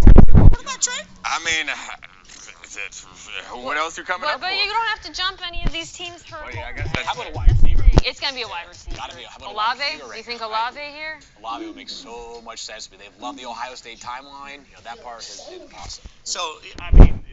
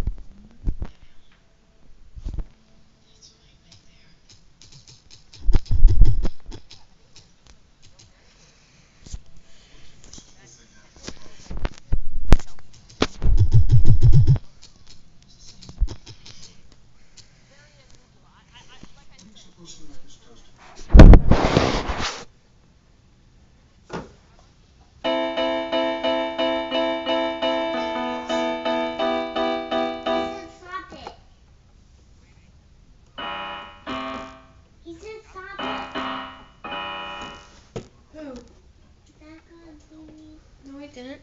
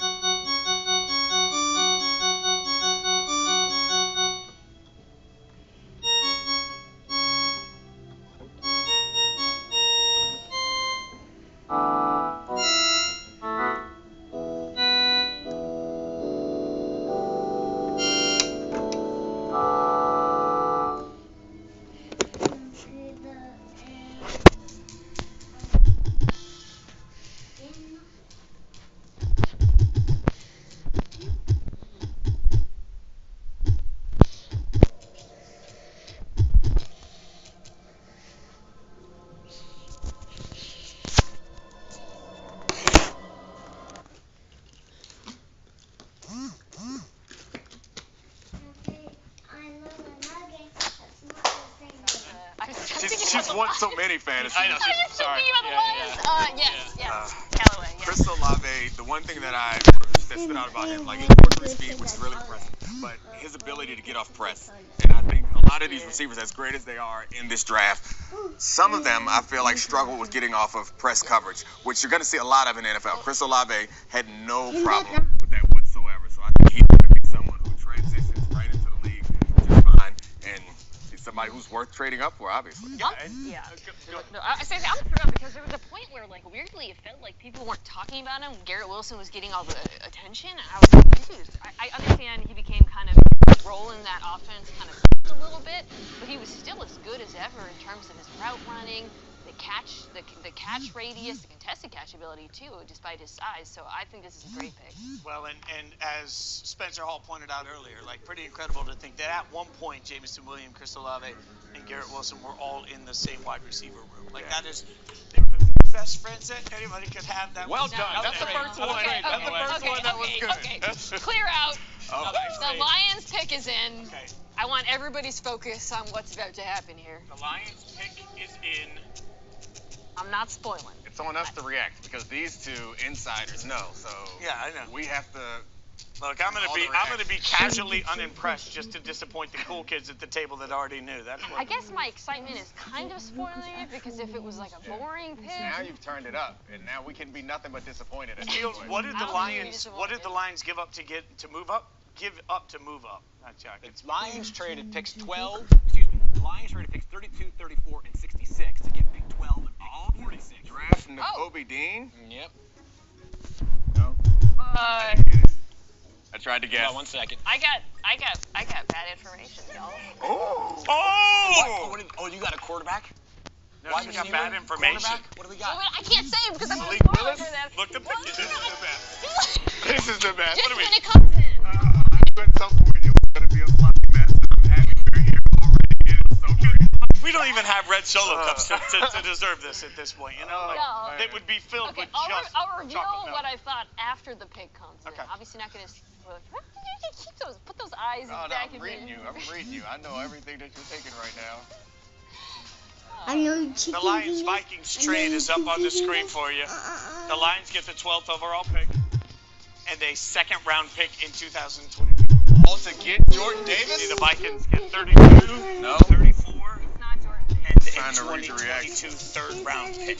So that's the equity to move up. And again, like impressive to move down. By the way, if you're watching the NFL Draft live stream, we're going to be with you through all of the picks. Mina Kimes, Dominique Fox, Bill Yates, I'm Jason Fitz, Harry Douglas, Spencer Hall, part of the team too. We are live in the beautiful Bet Studio, Daily Wager Studio here.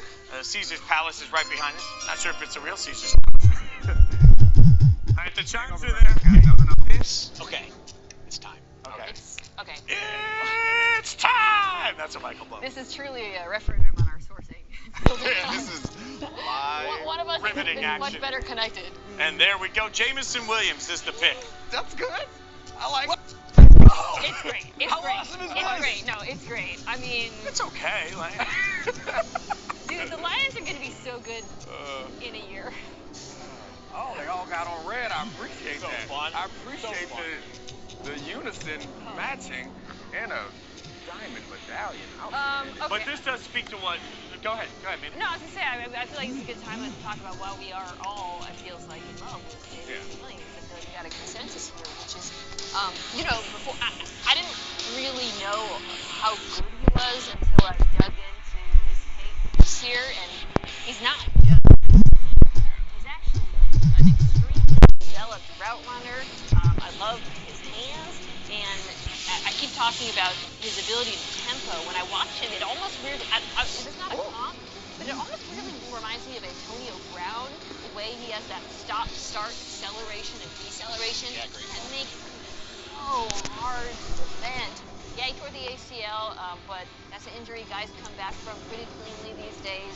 And, with Detroit, again, with their timelines, they don't have to win this year. So I love this pick. It's an outstanding pick. He's an all-around great player. His touchdowns this year, I think, averaged 48 yards per touchdown. So he's a big play threat. And I think when you hear those big numbers combined with his 4.3 speed, like Mina said, you think he's a straight line guy. But no, he's a football player who happens to be fast as hell. Pretty good with his hands. So he's another one of these guys who is not fantastic off of press, but he's good enough off of press, I think, to impact the league. You can put him in stacks and bunches and stuff and free him up. He is going to be a problem as soon as he's healthy. I love it, and we talked about how with Jamison, like, you're going to have to wait some period of time. We don't know exactly how long, but you have to wait some period of time. If you're Detroit, like, listen, I know they're going to be better this year, but for them, this is a long term, right? Like, potentially, I know these are big predictions, but they could have the best offensive and best defensive player in this draft. I mean, like, would that surprise anybody if 3 years from now, Jamison's the best offensive player in the draft and Hutchinson's the best defensive player in the draft? This is going to be the draft. So when the Lions win the Super Bowl in 2025, this is going to be the draft that you point to. All right, so we've got to get Mina. You're getting out of here. You get to go home and relax and get some rest and hang out. So we appreciate you hanging out with us for all of this time and getting all of your great reactions to everything. Can we wait one more pick for Mina? Only because I happen to know who it is. Yeah. Well, sure. We're just gonna go all road. But first, we got to talk to Kimberly Martin. We're going to talk to Kimberly about Shut up. with the Jets. Shut up, Grim. We'll check this out with Kimberly. We have Kimberly. Is she there? That's not I see her. I can't That's see her. not right. Hey, Kimberly, how are you? We appreciate you hanging out with us. It's wild and chaotic here. Okay, so the Jets had a hell of a run in the beginning of this. How did all of this go down for them? I kind of want to talk about the Lions and the Eagles trade-offs, but anyway, the Jets stuck to best player available, and they walked away on day one with 2 playmakers. I spoke to Robert Saleh earlier today, and he told me to target a wide receiver. I love a home run hitter, a 3-point shooter, a guy that can score early and often to help Zach Wilson. That's what today is all about, getting guys that can help Wilson. So, Zach Wilson, it works, right? But I also want to talk to you about Sauce Gardner, because Robert Saleh is so pumped about this pick. How pumped is he, you ask? He sent me 4 exclamation points in a text message right after the pick. This is a guy, the first thing he said to me was, he's from Detroit. He's old school Detroit. And obviously Robert Saleh being from Detroit, he loves that. But he loves this kid's mentality. He's a dog. And in this defense, he's going to be really special, guys. All right, Kimberly, you said you want to talk about Lions Eagles. We're going to let you do that. What do you got on that one? That's it. Well, hey, we can't. I can't. I'm just not gonna look at his freaking messages. Okay. Okay. Well, I didn't know you were spoiling that. We can't spoil anything. Okay, Cam. All right. You know what? You're the best. Do not get me in trouble. We're not gonna get you in trouble. Hell, I'm trying not to get myself in trouble. We appreciate your insight. Thank you so much for everything, and I can't wait to see what this is gonna be, because now the suspense is all there, my friend. He got his money on himself. Thanks, guys. All right, so this is the wild chaos that happens here. I think Mina's leaving. I think we're talking to Kimberly about. Sorry, everything's going all over the place. Field, what are you doing to me? Okay, you ruined the show. All right, so we do have a trade. The Eagles are on the clock at this point, and Field obviously has got some insight on it. So, Mina, any guesses on why Field would be super excited? Yeah, if Field is excited, it's because he knows they're going to draft maybe my favorite player in the draft. Oh my God. I know who that is. By the way, here are the details on the pick. You can see them on the screen there for you. The Eagles obviously moving up, and if they get 13 in this spot. To get Kenny Pickett, Mina's favorite player in the draft. Second favorite player. Yeah. This is weird because now we can't speculate about the pick because I think we all know who the pick is now. So, sorry, I totally screwed it up. We know, but the audience might not know. The Texans here get a little bit of a bounty. They get a 4th rounder. They're going to move down to 15. They get a 4th rounder, and it looks like 2 5th rounders to move up in this process. So obviously somebody they're really passionate about. And now I'm excited for this pick, because if it is who I think it could be, and Mina's that excited, that means a particular player I do not want in the AFC West is not going to be there. That's all I keep hoping. Well, they're jumping in front of the Ravens, which I think speaks to some of the thoughts that we might have, which makes sense. The Ravens need, they don't need a ton of help, but you could see that the Ravens need corner, they need defensive line, they need offensive line, depending on what's happening with Ronnie Stanley, their all-pro tackle. So there's a few players out there that I think would fit that.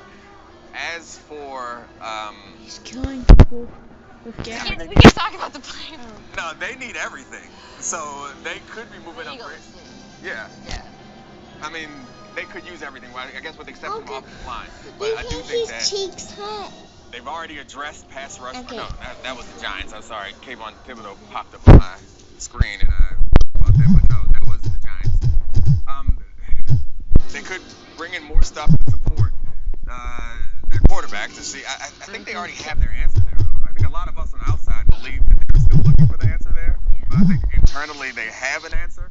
So they could be moving up to get a quarterback, which is traditionally why you would move up, is to draft a quarterback. I'm not sure that any of us think that any of these quarterbacks are worth moving up to get, but they could be trying to fill up that QB room. But again, the Texans don't have a ton of talent on their roster for it. So anytime the Texans move down and pick up more opportunity to pick up players, I think this is a great move by Houston. It's really like we've always, I don't know if we've always done this, but like I've never seen a draft where everyone seems smart.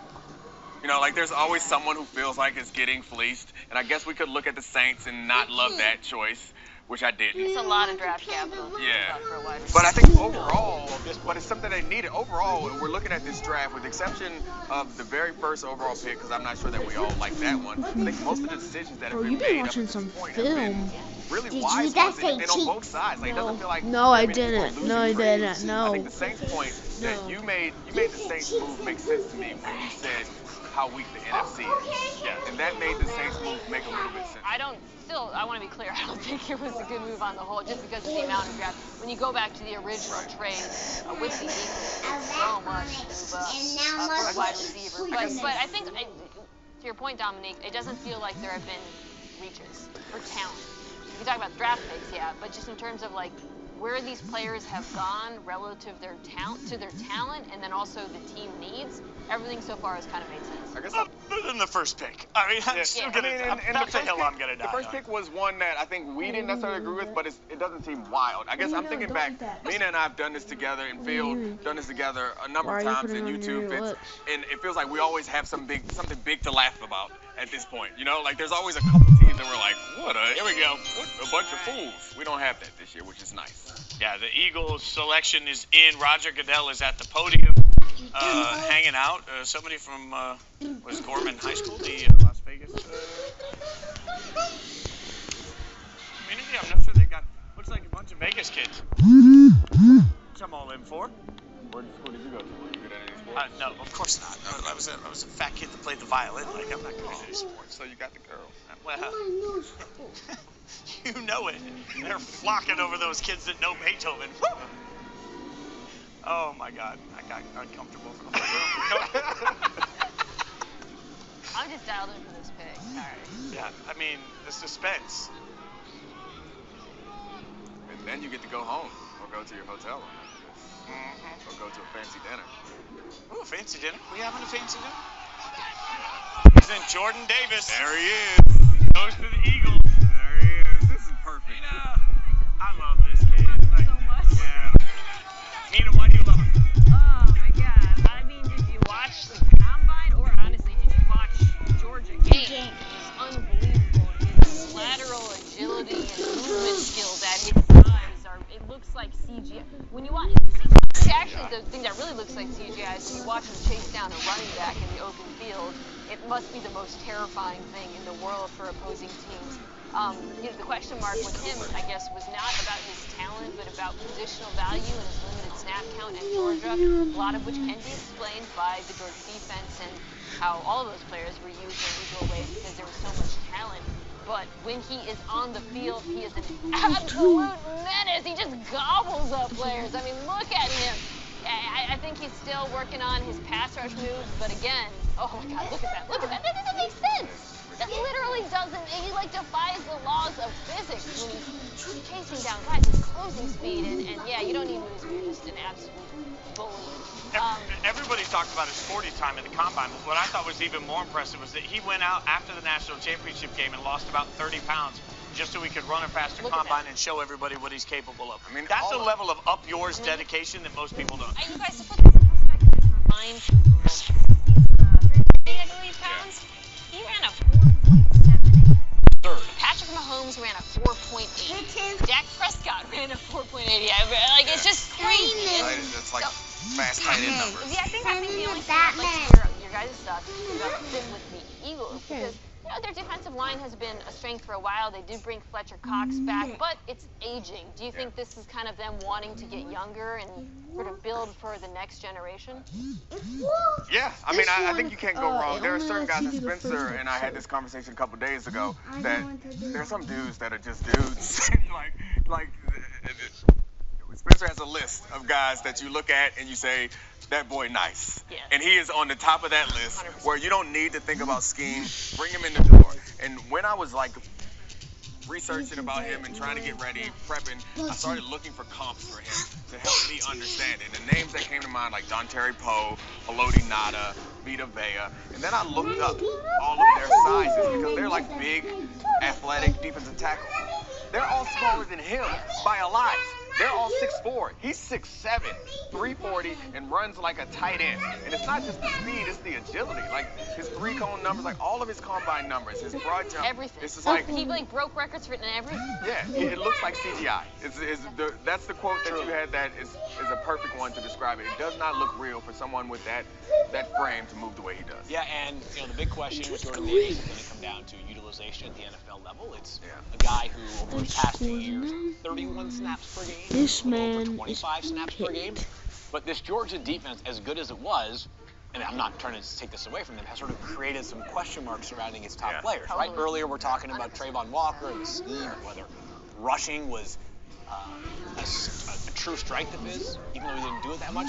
Now, Jordan Davis, the question becomes two things.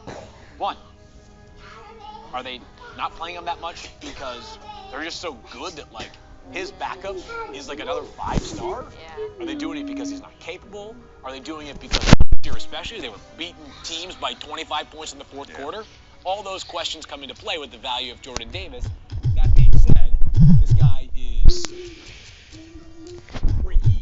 And you just mentioned Dontari Poe. Like, those same questions were surrounding him, and then he went in and became this guy that played like 70% of the snaps pretty often. And had a really, really nice career. And I think the depth of their defensive line as it exists gives them time to figure out his utilization. It gives him time, frankly, to get more experience playing more football. And, and I think that's a really good thing, and this is a nice landing spot for him. I think you're amazing, and we should all just give Mina a big round of applause. Mina Kimes is done with us. We are just getting started, though. Obviously, you guys are chiming in throughout the course of the show. It's the NFL Draft live stream on ESPN. Mina Kimes has been hanging out with us, which we always appreciate. We got some tweets going on. Sauce Gardner, do we like that fit there, Dominic? You're the fashion guy. Oh yeah. I mean, I'm too old to pull off. How old are you? I'm 39. Yeah, I'm older than you, so like. Yeah, like. I look great. Oh, man. Mina, thank you very much. I thought you were done. Are you leaving? She's leaving. Why are you just Look, we're trying. around? This is modern technology. We're trying to make sure that everything's like. This is subtle. Nobody knows it's happening, right? This is TV magic, where Harry Douglas just slides on in, and look. We're putting up this tweet only so the fans don't have to watch you walk away, and you're still taking shots at me. You have that coming, though, considering you started the draft by taking shots at my quarterback's head. I love you, Derek Carr. Don't block me. Right. Yeah, I mean, oh, we're doing the hand up. I can't read those tweets, man. So now we got Trae Young tweeting to Drake London and, getting in on the fun as they do in the NBA, and everybody hanging out. Says, another lob threat at Atlanta Falcons. Fire, fire, fire. Wide receivers on deck. Welcome to the A-Killer. I can't wait to see who else we draft. I love it. Boy, I couldn't have read that any more stilted middle-aged white guy. That was perfect. That was perfect. Well done for the first time. Welcome to the A-Killer. I know what Trae Young better do. He better go work on hitting them doggone baskets. They just got put out the playoffs, and I was at those games. Trae Young better get in the gym. Harry Douglas coming in, just slinging fire. The Ravens have made a pick I love. Ooh, Kyle Hamilton. Safety to me. Notre Dame. I think this is the true, from the Aussie school. He's no longer there. Oh, got a girlfriend dap too? No.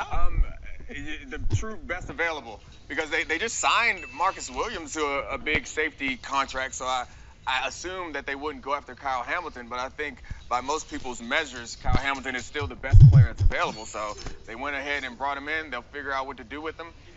Enormous safety, so they could do a lot of things with him. He doesn't have to play pure safety, and that presumably they'll keep up with that blitz-heavy offense. He's a great blitzer who has some pretty good moves.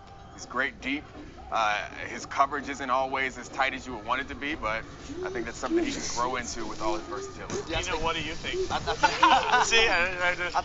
think versatility and being able to have a lot of guys in the secondary to be able to do a variety of different things. You look at the Saints over the years and how they had a lot of guys in their secondary from the safety position that are hybrid guys that can guard tight ends, guard slot receivers, blitz off the edge, play deep thirds, play in the box. Just to be able to do a magnitude of different things from that secondary. So I think that's another reason why they made Huge news if you guys got it. Come over here in a second if you don't mind.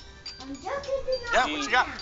Baltimore Ravens have traded wide receiver Hollywood Brown and pick number 100 to the Arizona Cardinals. Ooh. How about that app? Woo. Wow. They for what? It's, like I said, it's Hollywood Brown and pick 100. The Cardinals are pick 23. Okay, there we go. 23. Oh, that's the part we missed. So they're going to be back on, which is, look, replacement value, I guess. Like, I guess. Just looking around, like, is that the future? Harry, is that future wide receiver? Where it's just like, hey, this guy's cheaper, so let's just get rid of that one and draft this one. Well, especially when you see the high demand and what wide receivers are asking for now, compensation-wise. So why not get younger and a guy that you know that can probably be healthy, healthier than Hollywood Brown has been, a guy that can probably give you more production. He is a smaller wide receiver, a guy that you don't really want to count on when it comes to longevity. So I think this is what the Baltimore Ravens were thinking here. Yeah, well, I mean, they haven't drafted a receiver yet, but I guess we're all assuming that that's what they're going to use that pick for, right? I mean, I want to get back to this Kyle Hamilton selection. I think we talk so much about how, like, a guy like Deebo Samuel is a flexible guy on offense and allows them to do so many things in San Francisco. This league is moving more and more in that direction. And the reason why I want to talk about Kyle Hamilton is he has a specific position. Like, he's a safety who's capable of other things. You think back to some of the other guys who've come into the league and haven't had success, like these tweener guys. It feels like some of those guys don't have a position. And they're like, he could do everything. But it really means he can't do anything. So, like, for Kyle Hamilton to have a home and then to be able to do this other stuff, like, it makes me feel comfortable. And also going to, we talked about this, a good situation. Right? That matters. That matters so much. The Baltimore Ravens is a place where if you're good, you're going to succeed. That's not true of very many places. They do have some transition as far as coaching is concerned on defense, but I still think that he'll succeed. Another thing I like about Kyle Hamilton, when he was on First Take, I remember Stephen A. asked him, hey, you look like you're a nice guy. When I watched that film, I remember tweeting one game where he knocked somebody out, maybe the quarterback. And I think he got a penalty for it, and I was like, I like this kid because he don't care nothing about no rules.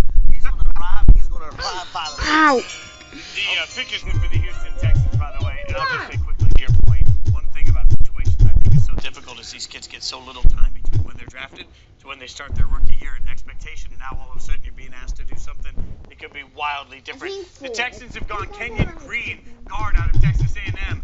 And Harry Douglas is excited about this one. All you have to do is turn on the tape from 2020, them playing against Alabama, and watch how he took it to Will Anderson Jr., who I think could have been the first player taken in this year's draft, and might be if it wasn't for the quarterback, the first person taken in next year's draft. But his position is guard. He can play tackle position. He can move around all across the offensive line. But guard is where he's going to make his money. Alexa, call Hunter. From whom? Krista or Casey? Krista.